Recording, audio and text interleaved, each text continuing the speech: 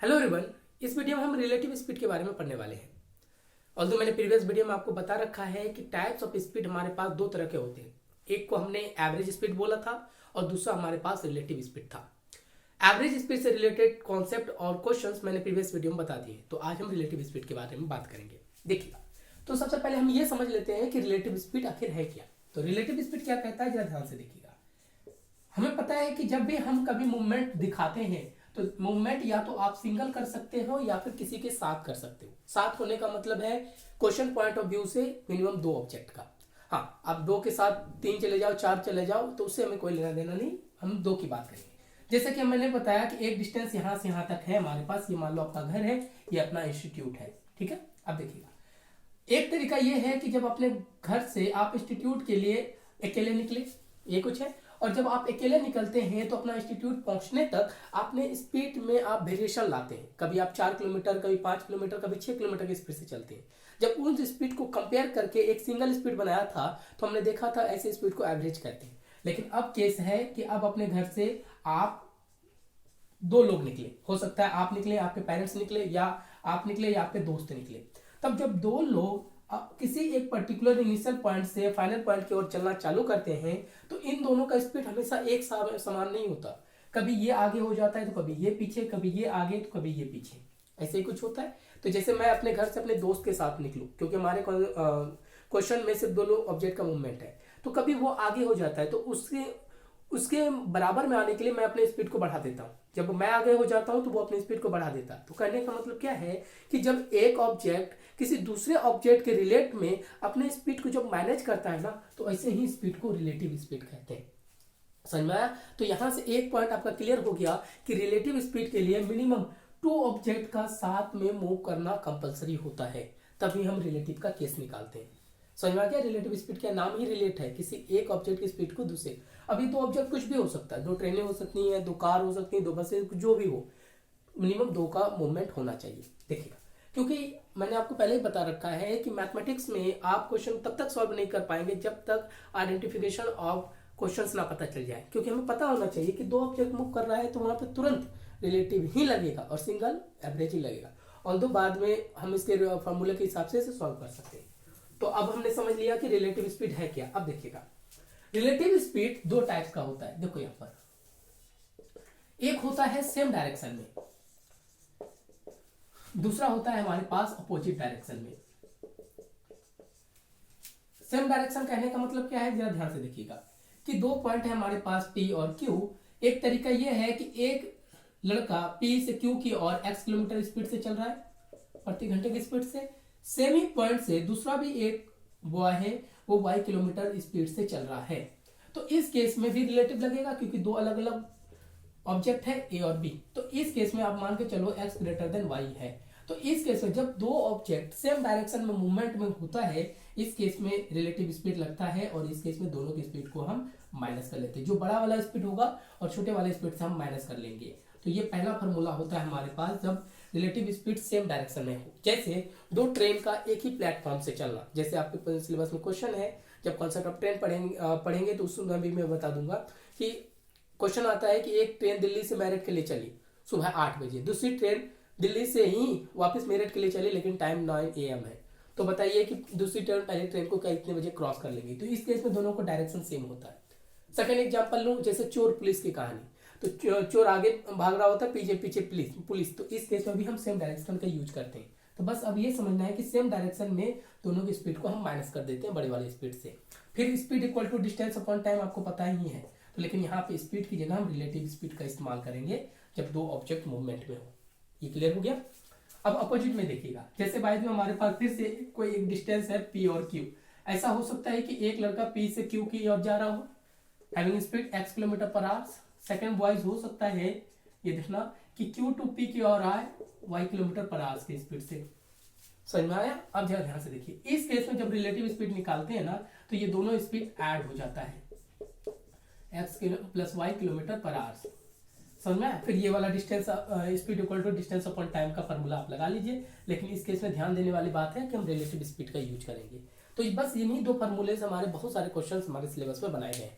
तो कुछ क्वेश्चंस आज हम करने वाले हैं जिसे टाइप्स ऑफ क्वेश्चन कहते हैं। अब समझ में आ गया। रिलेटिव में या तो सेम डायरेक्शन का कॉन्सेप्ट होगा या फिर अपोजिट, इसके भी कुछ होता ही नहीं। तो हम इन्हीं दोनों से रिलेटेड क्वेश्चंस करने वाले हैं। अब यहाँ पे एक छोटा सा पॉइंट नोट करने वाली है कि ये रिलेटिव का जो केस है सेम डायरेक्शन में माइनस और अपोजिट डायरेक्शन प्लस, ये एयर के केस में या फिर वाटर के केस में वैलिड नहीं होता। मैंने क्या कहा समझ लीजिएगा। वाटर के केस की अगर मैं एग्जांपल लूं तो वाटर के केस में भी दो ऑब्जेक्ट का देखना, एक बोट होता है जिसकी अपनी स्पीड है, एक रिवर है जिसकी अपनी स्पीड है।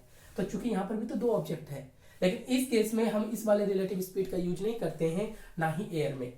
तो यहाँ पर भी रिलेटिव लगाएंगे। जैसे हम हमारे सिलेबस में एक चैप्टर है बोट एंड स्ट्रीम, नाव एवं धारा, तो वहां पर भी रिलेटिव लगेगा, बट ये वाला इस्तेमाल नहीं करेंगे। ये वाला रिलेटिव स्पीड वैसे ही ऑब्जेक्ट कॉलम के ऊपर लगाएंगे जो जमीन पे चलती हैं, यानी कि दो बसें, दो कारें, ट्रेनें, ये जो चला करेंगे, यानी जो जमीन से जुड़ के जो ऑब्जेक्ट चलती है उसी के साथ ये रिलेटिव लगा सकते हैं। एयर में चलने वाले ऑब्जेक्ट या फिर वाटर में चलने वाले कोई भी ऑब्जेक्ट, उसके साथ ये वाला वैल्यू हम नहीं लगाएंगे। हाँ, रिलेटिव लगेगा, लेकिन जब हम पढ़ेंगे ये चैप्टर तो वहां पर भी मैं बता दूंगा इस केस में रिलेटिव के लिए कैसे हम रूल्स का इस्तेमाल करते हैं।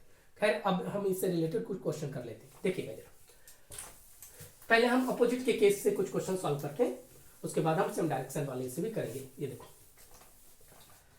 पहला हम अपोजिट का केस देख लेते हैं। अपोजिट से अगर हम क्वेश्चंस की बात करें तो देखिएगा, हमें पता है कि अपोजिट के केस में रिलेटिव स्पीड हमारे पास x प्लस वाई कर देते हैं, दोनों की स्पीड को जोड़ के हम लिख देते हैं। ये कुछ है, तो जरा ध्यान से देखिएगा। एक क्वेश्चन है, बोला गया कि दो दोस्त का घर पी क्यू मान लीजिए ये 90 किलोमीटर अपार्ट है, यानी दो दोस्त का घर पी और क्यू 90 किलोमीटर की दूरी पे है, जिनमें से एक दोस्त ए जो है वो क्यू की ओर चलता है 20 किलोमीटर प्रति घंटे की स्पीड से, ये दोस्त ए है, और दूसरा दोस्त बी से क्यू से पी की ओर चलता है 25 किलोमीटर प्रति घंटे की स्पीड से। समझ में आ गया। तब आपसे पूछा गया है कि अब कहीं ना कहीं तो ये मिलेंगे, तो आपसे पूछा गया है तो बताइए कि ए कितने दूरी पर बी से मिलेगा या फिर बी ए से कितने दूरी पर मिलेगा, यानी कि इसे आप डिस्टेंस मान लीजिए ए का, इसे डिस्टेंस मान लीजिए बी का। यही डी ए और डी बी हमें निकालने के लिए हमसे पूछा जाता है। बात समझ में आया। अब देखिएगा, अब क्वेश्चन कैसे सॉल्व करेंगे। हमें पता है कि ये अपोजिट का केस है, ए बी की ओर जा रहा है, बी ए की ओर आ रहा है, तो इस केस में हम क्या करेंगे, पहला काम तो हम रिलेटिव स्पीड निकालेंगे ही निकालेंगे। क्लियर, दो ऑब्जेक्ट है लेकिन अब अपोजिट डायरेक्शन है, तो दोनों के स्पीड को ऐड कर दीजिए। ये देखिएगा, ये किसी एक टाइम पे मिलते हैं, तो मैंने दोनों को 20 और 30, ये कितना, सॉरी 20 और 25 है ना, ये हो गया 45 किलोमीटर पर आवर, ये हमने पहले निकाल लिया। बात समझ में आ गया। अब आपके पास डिस्टेंस बोला गया है, टोटल डिस्टेंस 90 किलोमीटर है, ये हमने निकाल लिया। तो यहाँ से टाइम निकाल सकते हैं आप। टाइम इक्वल टू क्या हो जाएगा आपके पास, डिस्टेंस अपॉन स्पीड। यहाँ निकाल लीजिए, कितने घंटे बाद मिलेंगे दोनों, 2 घंटे बाद। क्लियर है। तो यहाँ देखिएगा, यानी ये दोनों एक दूसरे से 2 घंटे बाद मिलेंगे, और इसी टाइम को रिलेटिव टाइम भी बोलते हैं, जहां पे अब एक दूसरे के स्पीड के साथ ये घंटा निकल के तैयार हुआ है। अब चलिएगा, 2 घंटे बाद मिले, यानी ए भी 2 घंटे तक चला और बी भी 2 घंटे तक चला। हमें यही तो पता है कि ये 2 घंटे बाद एक दूसरे से मिले हैं। तो हमें डी ए की बात करूं, यानी ए ने कितना डिस्टेंस चला है उसी की बात कर लेता हूं। तो ए की अपनी स्पीड है 20 और 20 किलोमीटर की स्पीड से वो 2 घंटे तक चला है, तो डिस्टेंस क्या लिखेंगे, हमें पता है speed equal to distance upon time, तो distance equal to speed into time हो जाएगा। स्पीड 20 किलोमीटर है, टाइम 2 घंटा हमने निकाल रखा है, ये कितना हो गया 40। एज इट इज अगर मैं ये वाला डिस्टेंस निकालूं कि बी कितना डिस्टेंस चलता है, तो इसका स्पीड है 25, वो भी तो 2 घंटा लगाता है मिलने के लिए, तो आप इसमें से 2 कर लीजिए, हमारा आंसर हो गया 50 किलोमीटर और 40 किलोमीटर। समझ में आया। अब देखिएगा, एग्जाम में कुछ भी पूछ ले, ये देखिएगा ये 40 हो गया और ये 50 हो गया। समझ में। और डी जो डिस्टेंस चल रहा है वो ए के डिस्टेंस से 10 किलोमीटर अधिक है। देखो, यानी ये 20 किलोमीटर से चला, मात्र 40 किलोमीटर में ही जाके से मिल गया, लेकिन इसे 50 किलोमीटर चलना पड़ा। तो एक क्वेश्चन आपका यही पॉइंट पे बनाया जाता है रिलेटिव स्पीड के केस में। हमने सारे पॉइंट को यहाँ पे डील कर लिया। तो समझ में आया कि जब भी ऑब्जेक्ट अपोजिट में हो तो पहले रिलेटिव निकाल लेंगे, फिर इसके हिसाब से हम क्वेश्चन को सॉल्व कर लेंगे। क्लियर होगी बात कि कैसे हमने किया। तो ये एक सिंपल सा एग्जांपल था जहां हमने सारे टर्म्स देख लिए, यानी और ये टाइम देखिएगा, इस टाइम को रिलेटिव टाइम कहते हैं जहां एक दूसरे से मिलते हैं। समझे। अब दूसरा क्वेश्चन करते हैं। देखिएगा दूसरा क्वेश्चन क्या कहता है, क्वेश्चन नंबर 2 बोला गया है कोई एक डिस्टेंस है P और Q, इसे समझ लीजिए जरा।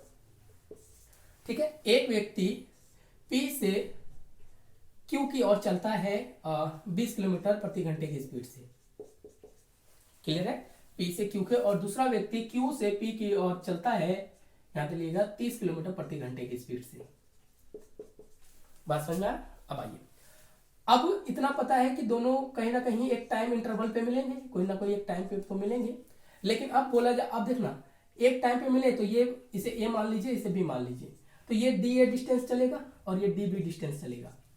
क्लियर है? यही कुछ होगा। तो क्वेश्चन बोला गया है कि बी द्वारा जो डिस्टेंस ट्रेवल किया जाता है वो ए के डिस्टेंस जो ट्रेवल करता है उससे 36 किलोमीटर अधिक है। जैसे यहाँ पे देखिएगा कि बी का जो डिस्टेंस है वो ए के डिस्टेंस से 10 किलोमीटर अधिक है, वही क्वेश्चन यहाँ पे बना दिया गया। तब आपसे पूछा गया है, तो बताइए कि पी क्यू का टोटल डिस्टेंस क्या होगा, ये आपसे पूछा गया है। क्वेश्चन समझ में आया कि एक व्यक्ति पी से क्यू के लिए चलता है 20 किलोमीटर प्रति घंटे की स्पीड से, दूसरा व्यक्ति क्यू से पी की ओर चलता है 30 किलोमीटर की स्पीड से, लेकिन ए द्वारा चला गया डिस्टेंस जो है बी द्वारा चला गया डिस्टेंस ए द्वारा चले गए डिस्टेंस से 36 किलोमीटर अधिक है। तो बताइए पी और क्यू के बीच का दूरी क्या होगा, ये हमारे पास क्वेश्चन है। अब जरा ध्यान से देखिए, अब इसे सॉल्व कैसे करेंगे, जरा ध्यान से सुनिए। मान लिया जाए कि हमने ये मान लिया कि ये टी टाइम पे यहाँ पे मिलेंगे, समझे, कोई ना कोई एक टाइम पे मिलेगा, जैसे हमने यहाँ निकाला था रिलेटिव टाइम, टी टाइम पे दोनों एक दूसरे को मिलेगा, तो टी टाइम पे ये कितना दूरी तय करेगा, यानी speed equal to distance upon time, तो टाइम इक्वल टू क्या होगा, स्पीड इंटू टाइम। स्पीड हमारे पास ए के लिए 20 है, टाइम हमने टी कंसिडर कर दिया, यानी ए द्वारा डिस्टेंस कितना चलेगा 20 T, as it is B द्वारा कितना चलेगा 30 टी, क्योंकि टी टाइम पे दोनों मिलते हैं। बात समझ में आया? क्योंकि ये टाइम निकाल लेंगे तो हमारा काम बन जाएगा। तो अब इस वैल्यू को यहाँ पुट कर लीजिए, ये देखिएगा बी द्वारा डिस्टेंस कितना है 30 टी, ए द्वारा कितना है 20 टी प्लस 36, यही कुछ होगा। अब इसे सॉल्व कीजिए, इसको इधर ले आइए, ये हो जाएगा 10 टी इक्वल टू 36, तो टी की वैल्यू कितने हो जाएंगे हमारे पास 36 अपॉन 10 इक्वल टू 3.6। बात समझ में आया? तो यहाँ से हमने ये टाइम निकाल लिया कि ये 3.6 घंटे में एक दूसरे से मिल जाएंगे, ये हमने निकाल लिया। लेकिन हमारा काम तो पी क्यू का डिस्टेंस निकालना है। अब पी क्यू का डिस्टेंस के लिए आप रिलेटिव का यूज कर सकते हैं। कैसे, जरा ध्यान से देखना। पी ए चला क्यू से की ओर, बी चला पी की ओर, तो इस केस में रिलेटिव स्पीड आपको पता है, यहाँ पे 2-3 मेथड है, मैं सारे मेथड बता देता हूँ। तो इस केस में रिलेटिव स्पीड लग जाएगा 20 प्लस 30, तो ये टोटल कितना रिलेटिव स्पीड होगा 50 किलोमीटर पर आवर। ठीक है, टाइम तो यही लगेगा, ये इसी को तो रिलेटिव टाइम कहते हैं। और ये वाला जो टाइम हमने निकाला, ये टाइम रिलेटिव टाइम है, जिसमें ए का भी हिस्सा है, बी का भी हिस्सा है, इसलिए इसको रिलेटिव टाइम कहते हैं। वही टाइम यहाँ लिख देंगे, तो ये टाइम कितना हमारे पास 3.6, और टोटल डिस्टेंस कितना हमारे पास, यही तो निकालना है हमारे पास, इसे हमने डी कंसिडर कर लिया। तो अब speed equal to distance upon time, तो डिस्टेंस इक्वल टू आप इसे निकाल लीजिए, रिलेटिव स्पीड इंटू टी आप कर लीजिए, तो ये कितना हो जाता 50 इंटू 3.6। क्लियर है? इसको क्रॉस कीजिए, ये देखना, तो हमारा इसको कर लीजिए 180 किलोमीटर आंसर निकल गया। बात समझे? तो इस वाले इक्वेशन से हमने टी निकाला, टी को रिलेटिव के साथ ऐड करके हमने ये आंसर निकाला। एक तो तरीका ये भी है, लेकिन दूसरा भी तरीका आप यूज कर सकते हैं। वो कैसे, जरा ध्यान से समझिएगा, मैं ऊपर कर देता हूँ। देखो दूसरा तरीका क्या कहता है, जरा ध्यान से देखना, क्योंकि ये जो टाइम ए के लिए भी है, ये टाइम बी के लिए भी है, तो हम पहले अगर डी ए का डिस्टेंस की बात करें तो ये क्या है 20 टी, ये कुछ होगा, टी का टाइम हमने निकाल रखा है, तो ये वैल्यू यहाँ पे पुट कर दीजिए 3.6, इसको हटाइए, ये क्रॉस कीजिए, ये 72 किलोमीटर। अगर डी बी निकालें, यानी बी ने कितना डिस्टेंस तय किया है, तो आपने देखा है 30 टी है, 30 इंटू 3.6 कर दीजिए अपॉन 100, ये इसको हटाने के बाद ये कितना हो जाएगा 108, यही कुछ है। और टोटल डिस्टेंस क्या होगा, ए द्वारा चला गया डिस्टेंस और बी द्वारा चला गया डिस्टेंस, यही कुछ होगा, ये देखिएगा, ये कुछ हुआ, यहाँ डालो बी, तो अब देखिएगा 72 प्लस 108 कर लीजिए, तो इससे भी आंसर 180 निकल के तैयार हो गया। समझे? चाहे आप रिलेटिव का निकाल के कीजिए या फिर सिंगल कीजिए, बात तो बराबर है। अब दूसरा देखिएगा, ये कंडीशन भी वैलिड होगा, जरा ध्यान से देखना। अब डी बी के डिस्टेंस को माइनस कीजिए डी ए के डिस्टेंस से, तो ये कितना हमारे पास 108 और 72, देखना 36 आ गया, ये भी मैच हो गया। यानी कहने का मतलब ये है कि डी ए जो टोटल डिस्टेंस 72 चलेगा, ये 72 प्लस 36 चलेगा, यही तो दिया गया था हमें इक्वेशन में। देखना हर एक बातें प्रूव हो गई।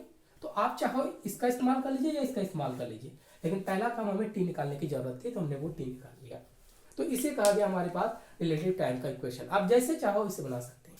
तो ये हमने क्वेश्चन नंबर 2 देख लिया। अब और एक क्वेश्चन देखते हैं अपोजिट डायरेक्शन से। देखिएगा, तो इस क्वेश्चन को 1-2 बार आप इसे रिपीट करके देखिएगा, समझेंगे तो बहुत आसानी से बन जाएगा, क्योंकि यहाँ पे आपको सारे टाइप्स ऑफ क्वेश्चन आपको यहाँ पे दिखा दूंगा। देखिए 3rd नंबर क्वेश्चन काफी इंपॉर्टेंट है। क्वेश्चन समझिएगा पहले, तो फिर हम आगे से सॉल्व करेंगे। देखिएगा क्वेश्चन क्या कह रहा है कि कोई एक डिस्टेंस है P और Q, इसे समझो, एक डिस्टेंस है P और Q। एक व्यक्ति जो है ये देखिएगा P से Q की ओर चलना चालू करता है, दूसरा व्यक्ति, ये इसे A मान लीजिए, दूसरा व्यक्ति कोई B है जो Q से P की ओर चलना चालू करता है। स्पीड कितना है नहीं पता, किसी ना किसी डिस्टेंस पे ये मिले होंगे, यही कुछ है, ये लीजिएगा, एक ना एक टाइम पे ये एक दूसरे से मिले होंगे, ठीक है, कोई एक टाइम होगा। अब देखिएगा ये डिस्टेंस क्या कहलाता है, डिस्टेंस ट्रेवल बाय ए है, और ये डिस्टेंस हमारे पास क्या होगा, बी का डिस्टेंस, इसे हमने बी मान लिया। तो अब क्वेश्चन क्या कहता है कि जहां पे ये दोनों मिलते हैं, देखिएगा यहीं पे मिलते हैं, इनके मिलने के बाद यहां देखना, आप इस वाले केस को समझो यहाँ पे, इसके बाद ए इधर चलना चालू करता है अपनी स्पीड से, ठीक है, और इस डिस्टेंस को कवर करने के लिए ए को टोटल टाइम 3 घंटे लगता है, समझ में।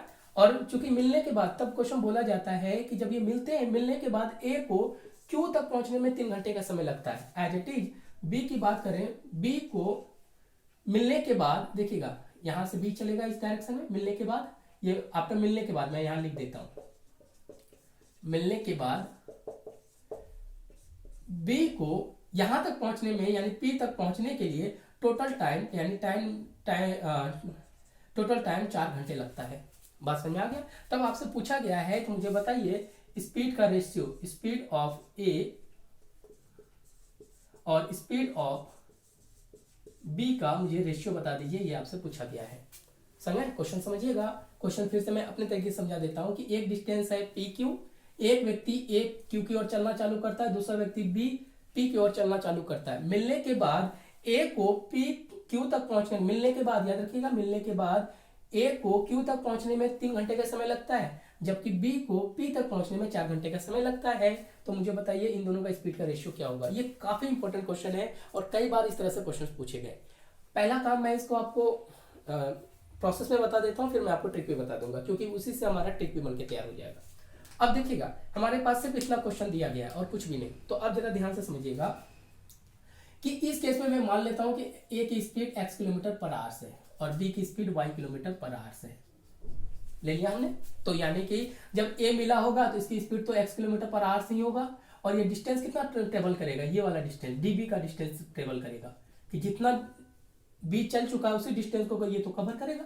अब इसकी बात करें तो इसका भी किलोमीटर पर आवर होगा, क्योंकि मिलने के बाद बी अपनी स्पीड y किलोमीटर से जाएगा, लेकिन ए जितना ट्रेवल किया है उसी डिस्टेंस को ये ट्रेवल करेगा। समझना, एक पॉइंट वाइज समझ लीजिए, क्योंकि ये क्वेश्चन काफी अच्छा है। अब आगे चलिएगा। अब हमने ये लिख दिया, लेकिन अब देखिएगा हमें पता है कि ये किसी ना किसी टाइम टी टाइम, पहले हम ऊपर वाले का सोल्यूशन करेंगे फिर नीचे वाले पे चलेंगे। हमें पता है कोई ना कोई टी टाइम पे तो ये एक दूसरे से यहाँ पे मिले होंगे, क्लियर है। तो अब टी टाइम पे मिले हैं तो डी ए का डिस्टेंस कितना होगा, हमें पता है x किलोमीटर है तो x इंटू टी, क्योंकि speed equal to distance upon time है, स्पीड हमारे पास x है तो मिलने वाला टाइम कितना हो जाएगा, ये देखिएगा, सॉरी डिस्टेंस क्या हो जाएगा s इंटू टी। हमने s की वैल्यू s ले रखा है और t यहाँ से है, यानी ये रिलेटिव टाइम है, इसे आप रिलेटिव टाइम मान के चलिए, क्योंकि दोनों के लिए रिलेटिव टाइम सेम होगा। तो यहाँ से a एक्स टी डिस्टेंस चलेगा, b कितना चलेगा, ये देखिएगा y टी डिस्टेंस, ये रिलेटिव टाइम का हमने दे दिया। समझ में आ गया। अब जरा ध्यान से देखिएगा। अब हमने डिस्टेंस निकाल दिया कि हमारे पास ये वाला जो डिस्टेंस है, ये वाले हमारे पास वाई टी डिस्टेंस है और ये हमारे पास एक्स टी डिस्टेंस है। अब आओ इन दोनों पॉइंट को अलग अलग सॉल्व करो। ये देखिएगा, ये ए की बात कहता है, इसको हटाइए थोड़ी देर। देखिएगा ए के लिए अपनी स्पीड कितनी है, ए का देखिएगा। अब मैं इस वाले पार्ट की बात करूं तो ए बी द्वारा चले डिस्टेंस को ही कवर करेगा, जिसके लिए वो 3 घंटे का समय ले रहा है। यही कुछ है, जरा देखिएगा ए के लिए स्पीड कितनी है, ये देखना स्पीड इसके लिए, अगर मैं ए के पार्ट की बात करूं, ये x किलोमीटर पर आवर, और इसको डिस्टेंस कितना ट्रेवल करेगा, जो y चला है, सॉरी b चला है, तो वो y टी डिस्टेंस चला है, वहीं से तो चलेगा यहां तक पहुंचने के लिए, और b को यहां तक पहुंचने के लिए। अब आइए, अब इस केस में ये टाइम कितना ले रहा है ए, जरा देखिएगा, ये 3 घंटे टाइम ले रहा है। समझा। तो अब जरा ध्यान से समझिए।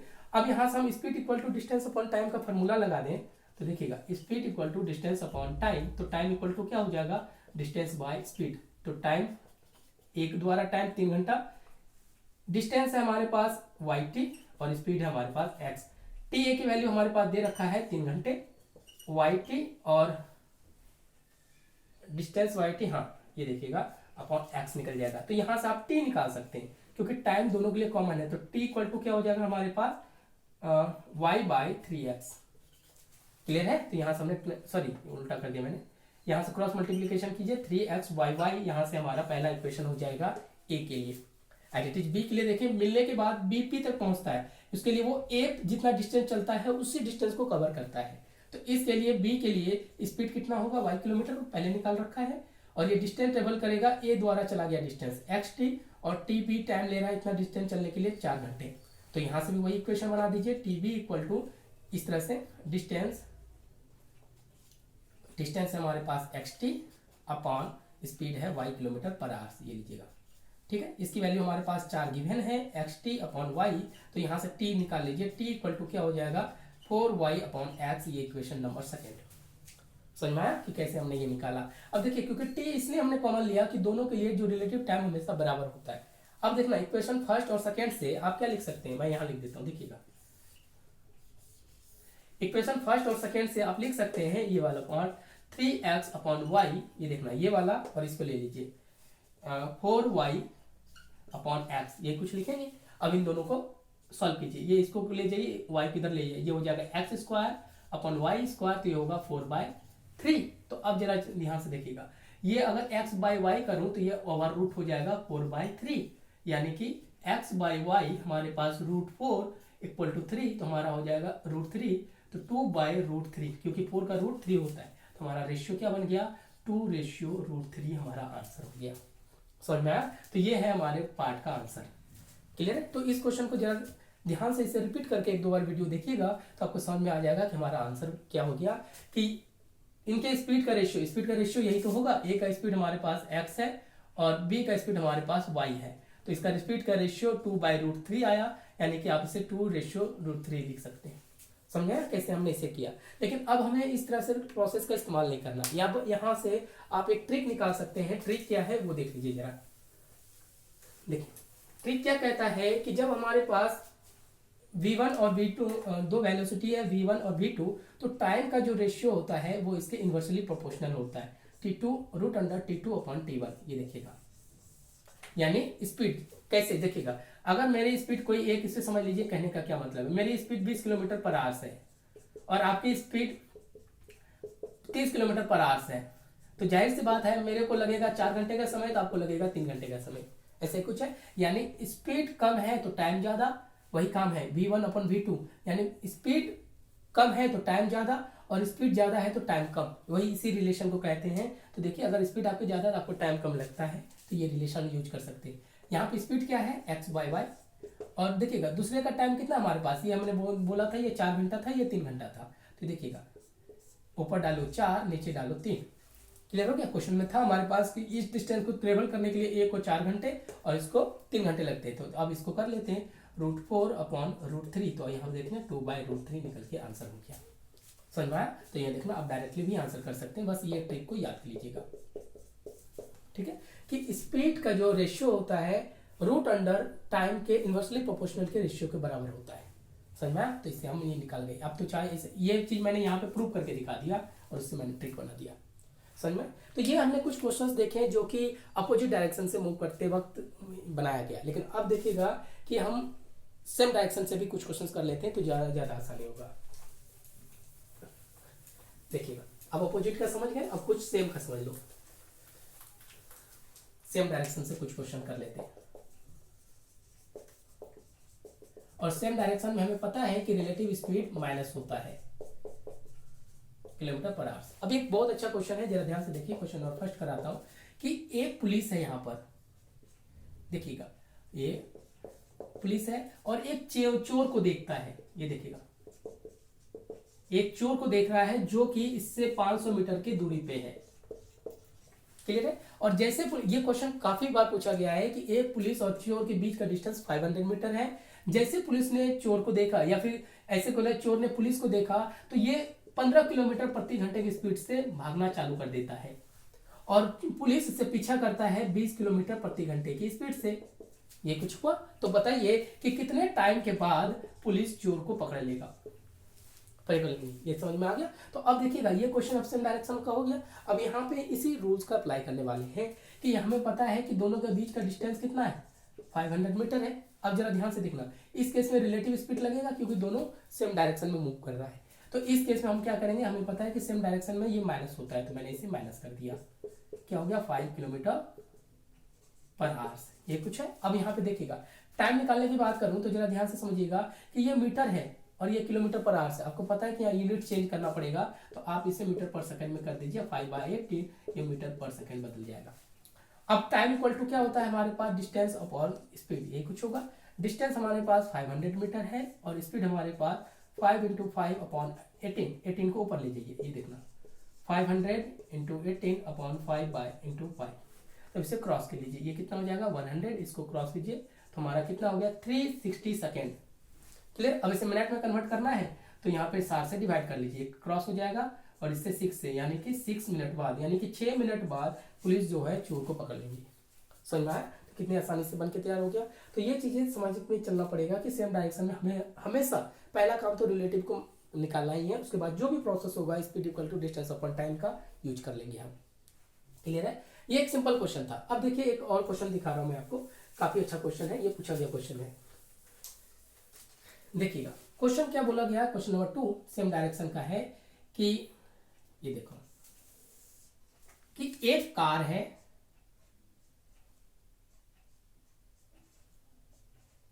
ठीक है, और एक बस है। देखिएगा ये क्वेश्चन मैं आपको देख के लिखा देता हूं। ये क्वेश्चन पूछा गया क्वेश्चन है। क्वेश्चन बोला गया है कि कार 36 किलोमीटर प्रति घंटे की स्पीड से 36 किलोमीटर प्रति घंटे की स्पीड से एक बस का पीछा कर रही है और इसके बीच में शुरुआती जो डिस्टेंस है यहां से यहां तक का वो 40 मीटर है। क्लियर है। यानी जब बस कार से 40 मीटर के डिस्टेंस पे होती है तब तो ये स्टार्ट होकर इसे पीछा करना चालू करती है।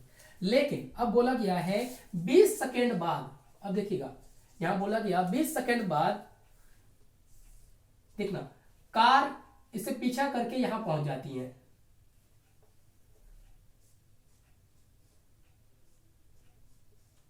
ये देखिएगा कार यहां पहुंच गई। क्लियर है। और इसके बीच का जो डिस्टेंस, अब जो इनके बीच का जो डिस्टेंस होता है वो 60 मीटर हो जाता है।